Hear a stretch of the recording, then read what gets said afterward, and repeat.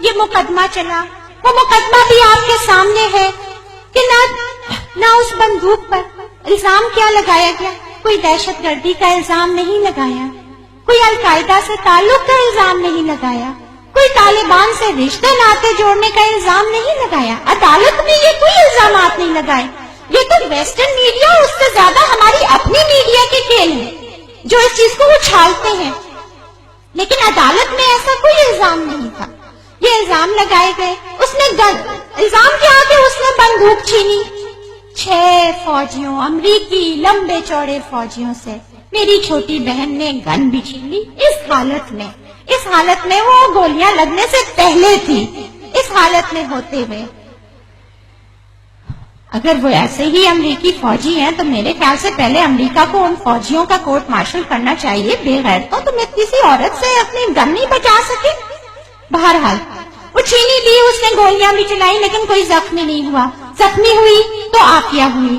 عدالت میں مقدمہ چلا تو اس بندوق پہ نہ کوئی انگلیوں کے نشان تھے، نہ کوئی گولیوں کے کھول ملے۔ ان کی فورینسک لیبارٹری کہتی ہے کہ بندوق چلی ہی نہیں ہے۔ خیر، laws of physics do not change, لیکن جتنے گواہ تھے ان کے بھی کوئی بیان ملتے نہیں، سب میں تضاد تھا سب کچھ، لیکن عافیہ پھر بھی مجرم قرار دی گئی، پھر بھی مجرم ٹھہرائی گئی۔ کس لیے؟ کیوں؟ شاید اس لیے کہ اس کا نام عافیہ ہے، کوئی سیلی یا جان یا سوزن نہیں ہے۔ شاید اس لیے کہ وہ پاکستانی ہے، شاید اس لیے کہ وہ لا الہ الا اللہ کو نہیں چھوڑتی، شاید اس لیے کہ وہ حافظ قرآن ہے، شاید اس لیے کہ وہ اپنا رشتہ صدیق اکبر رضی اللہ عنہ سے جوڑتی ہے۔ مجھے اس کا جواب نہیں پتا، لیکن عافیہ مجرم ٹھہرائی گئی۔ ایک بات میں آپ کو کہہ سکتی ہوں کہ اگر کسی کوئی امریکی عورت ہوتی عافیہ کی جگہ اور وہ کسی مسلمان کی قید میں ہوتی اس وقت، اور اس نے بندوق چھینی بھی ہوتی، گولیاں بھی مار دی ہوتی اور وہ مر بھی گئے ہوتے، تو اس وقت امریکی عوام جو ہے وہ اس کو ہیرو بنائے ہوئے ہوتی، اس کو نوبل پرائز دے رہی ہوتی، اس کو شجاعت کا تمغہ شجاعت دے رہی ہوتی، اور امریکی پوری عوام جو ہے وہ سڑکوں پہ ہوتی اور کہتی یہ ہماری ہیرو ہے کہ اس نے اتنا بڑا سٹینڈ لیا۔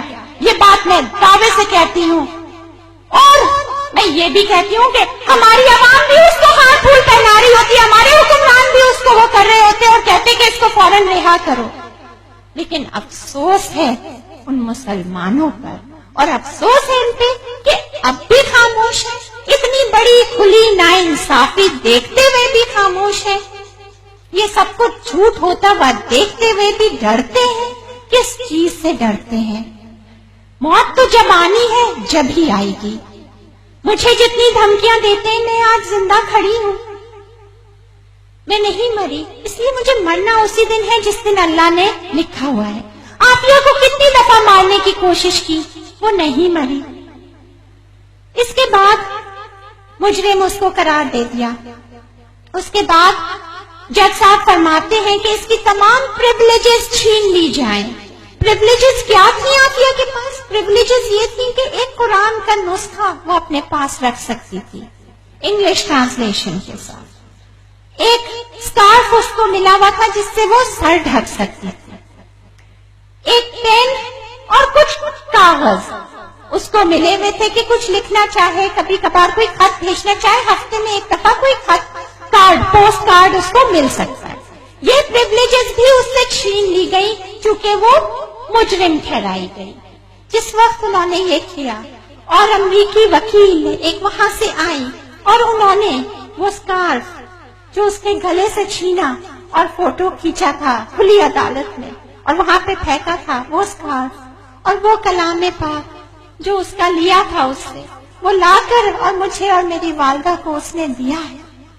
اس دن میں اس کو آج تک یقین جانے میں کھول کے اس کو صحیح سے دیکھ نہیں سکتی ہوں، اور میں نے اس کو دیکھا ہے، اور اس دن میں واقعی میں روئی تھی، اور میں نے کہا کہ ایک یہی تو چیز تھی جو اس کو اس میدے تنہائی میں بچوں سے دور ہر چیز سے وہ کوئی بھی ساتھ نہیں کہ اس کو سینے سے لگا کے وہ کچھ سکون پا لیتی تھی۔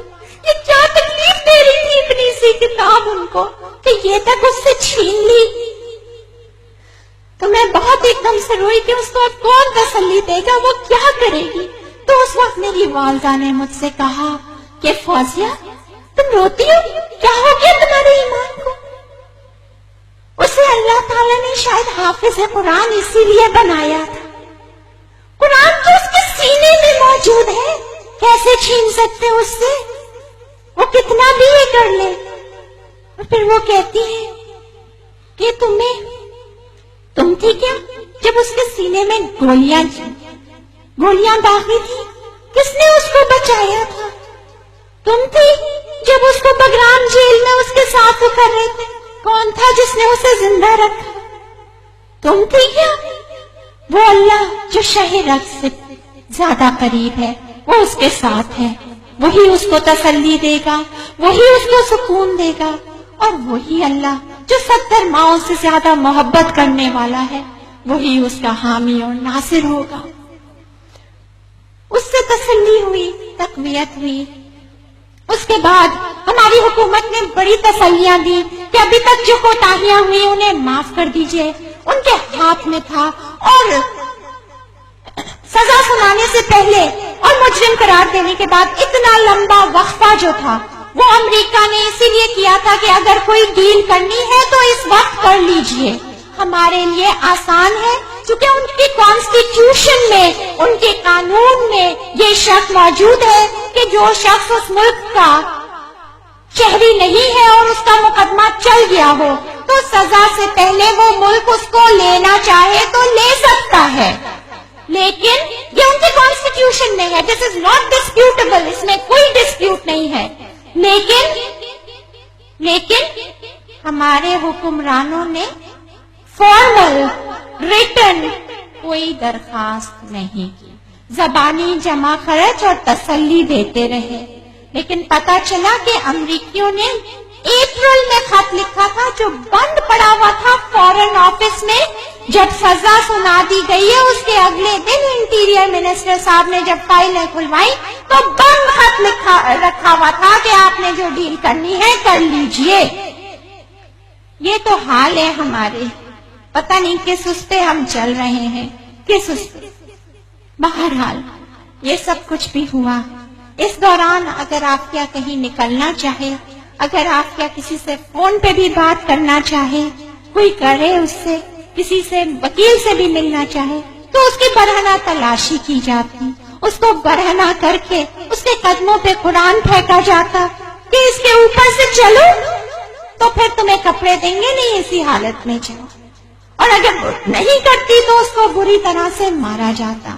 اور پھر کہتے کہ جی ہم کیا کریں, آپ کیا کوآپریٹ ہی نہیں کرتی, جی وہ کسی سے ملنا ہی نہیں چاہتی. اب آپ بتائیے, پتہ ہے جب آپ کی عدالت میں آئی تو اس نے مڑ کے کیا سوال کیا سب سے پہلے کہ کیا کوئی مسلمان ہے دنیا میں؟ تو میں ان سے اپنا سوال نہیں کرتی, لیکن للہ میں آپ سے یہ کہتی ہوں کہ خدا کا واسطہ قرآن پاک کی بے حرمتی کو رکوا دیجیے. خدا کا واسطہ یہ مجھے بہت مارتے ہیں کہ اس کے اوپر سے چلو. میں کیسے چلوں؟ یہ وہ کلام جو ہمارے آقا صلی اللہ علیہ وسلم کے سینے پہ اترا ہے, نعوذ باللہ میں ان کے سینے پہ چلوں, میں اس اللہ کے کلام پہ چلوں. کوئی مسلمان نہیں بچا ہے کیا؟ یہ اس کا سوال تھا. اور وہی سوال میں آپ سب سے بھی آج پوچھتی ہوں کہ کوئی ہے جو کھڑا ہو سکتا ہے, جو آواز اٹھا سکتا ہے؟ وہ تو قید میں ان زنجیروں اور شیکلز کے ساتھ بھی حق بات کہنے سے نہیں رکی. اس سے بھی کہا گیا کہ تم اقبال جرم کر لو, اتنے سارے موجود ہیں, بڑے بڑے مرد موجود ہیں, ہمارے قومی ہیرو بھی موجود ہیں, اقبال جرم کر لیا اور بیٹھے ہوئے ہیں. اس سے بھی یہی کہا. اس نے کہا یہ جھوٹ ہے, میں جھوٹوں کو سچا کہہ نہیں سکتی, میں نہیں کروں گی. اس کی ماں سے کہا گیا کہ تم سائن کر دو کہ میری بیٹی مجرم ہے, ہم ابھی چھوڑ دیتے ہیں. ہم نے نہیں کی.